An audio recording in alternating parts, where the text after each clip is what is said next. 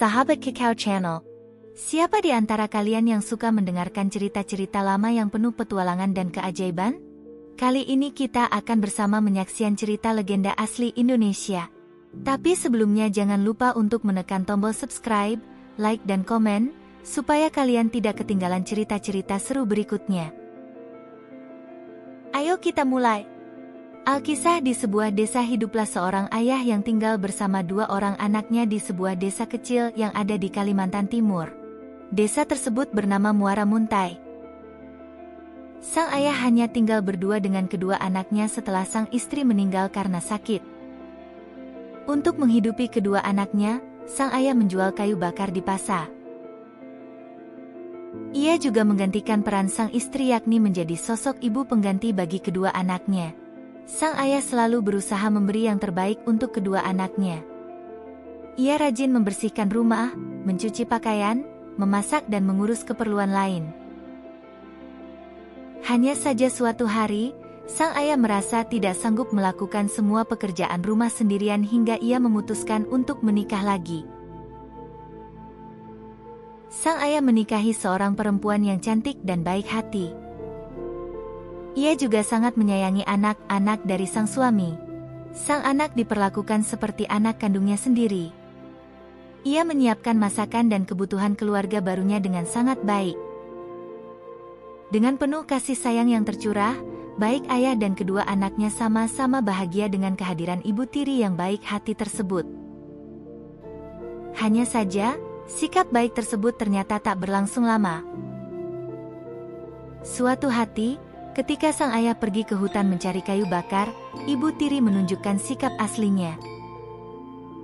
Ia memperlakukan kedua anak tirinya dengan kurang ajar. Ia menyuruh anak-anak tersebut dengan berkata kasar dan penuh amarah.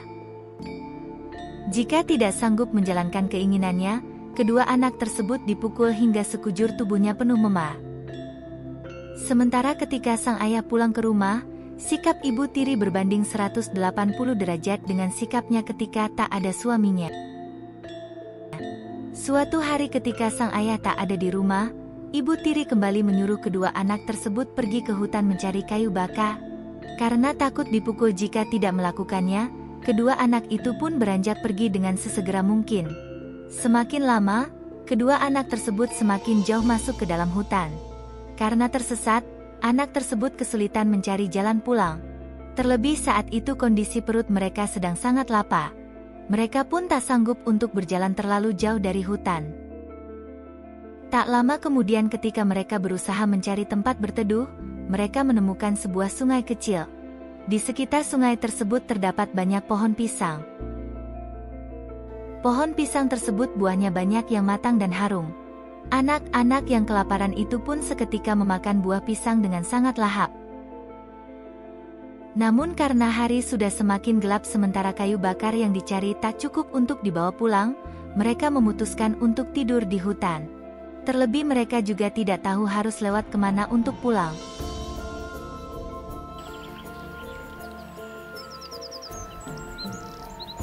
Keesokan harinya anak-anak tersebut mencari kembali kayu bakar sesuai permintaan sang ibu tiri. Setelah dirasa cukup, mereka segera mencari jalan pulang dan mereka menemukannya. Setibanya di rumah, anak-anak tersebut mencari ibu tiri dan berharap ada makanan di meja makan karena kondisi perut mereka yang sangat lapar.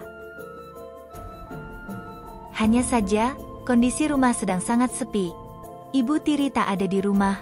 Namun di dapur, mereka menemukan sepanci ketan yang masih hangat. Karena kelaparan, mereka pun menyantapnya dengan sangat lahap. Tak lama kemudian, ibu tiri dan sang ayah tiba di rumah. Keduanya sangat kaget karena makanan hangat tak ada yang tersisa. Kedua anak tersebut berniat menjelaskan kondisinya. Akan tetapi sang ibu tiri memotong pembicaraan dan justru mengadu kepada sang suaminya bahwa kedua anak tersebut tak pulang 2 hari karena bermain di luar. Ia tak mengungkapkan bahwa dirinya lah yang menyuruh kedua anak tersebut pergi mencari kayu bakar di hutan. Tanpa mendengar penjelasan dari anaknya sendiri, sang ayah langsung percaya dengan omongan istrinya itu. Sang ayah pun memarahi kedua anak tersebut. Dasar anak nakal. Kalian ini punya otak tidak? Kalian anak manusia atau anak ikan? Setelah ucapan ayah tersebut, petir terdengar tiba-tiba. Kedua anak tersebut kemudian merasakan panas yang hebat di seluruh badan. Pelan-pelan tubuh kedua anak yang malang itu berubah menghitam dan ketika berlari menuju sungai, tubuh mereka berubah menjadi ikan berwarna hitam. Melihat anaknya yang berubah menjadi ikan, sang ayah pun menyesal dan menangis. Dari sanalah cerita rakyat pesut Mahakam dimulai. Kedua ikan jelmaan kedua anak malang tersebut diyakini merupakan ikan pesut yang menghuni sungai Mahakam. Kisah pesut Mahakam adalah cerita rakyat yang mengandung beberapa nilai moral. Salah satu pelajaran yang bisa dipetik dari cerita ini adalah agar tidak mudah percaya dengan orang melebihi keluarga sendiri. Seperti yang dilakukan ayah yang lebih percaya pada ibu tiri yang belum lama dikenalnya dibanding anak-anak.